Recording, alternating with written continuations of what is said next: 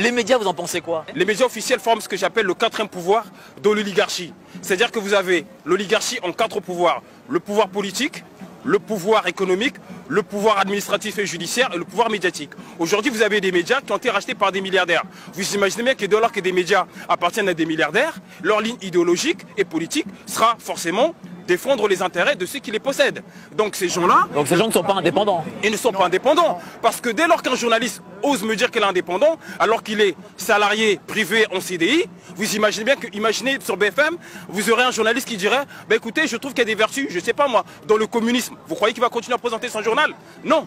Parce qu'il va à l'encontre de la ligne idéologique de celui qui possède le journal. Donc quand les journalistes disent qu'ils sont indépendants, ce n'est pas vrai, ils ne sont pas indépendants. La preuve en est, dans le traitement médiatique, on voit bien que systématiquement, là regardez, on est en plein délire. Imaginez Kim Jong-un qui ferait des discours pendant 7-8 heures, qu'est-ce qu'on dirait pas? On dirait, bah c'est la Corée du Nord, on est dans une dictature. En France, on a un président qui monopolise les médias, qui est retransmis en direct pendant 7 heures.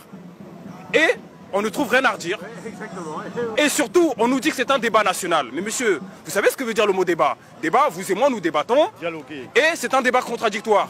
Mais lorsque vous avez des gens qui posent des questions et que le président y répond, c'est une conférence.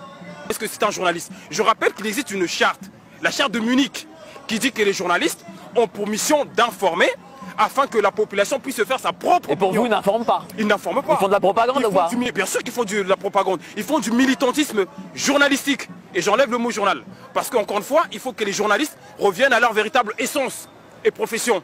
Informer la population afin de réveiller le libre arbitre. Lui, il doit juste donner les informations afin que moi, citoyen, je me fasse ma propre opinion. Donc les journalistes n'ont pas à nous faire la morale, ils n'ont pas à nous dire ce qui est bien, ce qui est mal, ils n'ont pas à nous dire quel système économique est mieux pour le pays ou pas, quel parti politique je dois voter ou pas.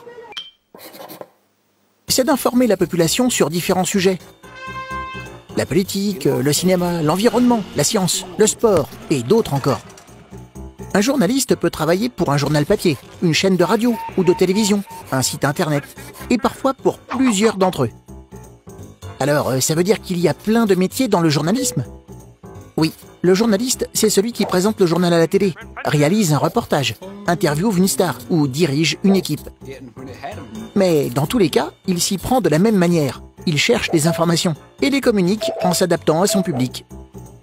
Il ne va pas, par exemple, s'adresser de la même façon à des enfants ou à des adultes.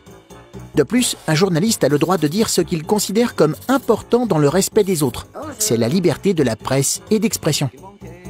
C'est ainsi qu'après enquête, des journalistes arrivent à faire éclater au grand jour des scandales impliquant des personnalités ou des entreprises. Le travail des journalistes est donc nécessaire pour que chacun soit bien informé et puisse se faire librement une opinion sur tous les sujets.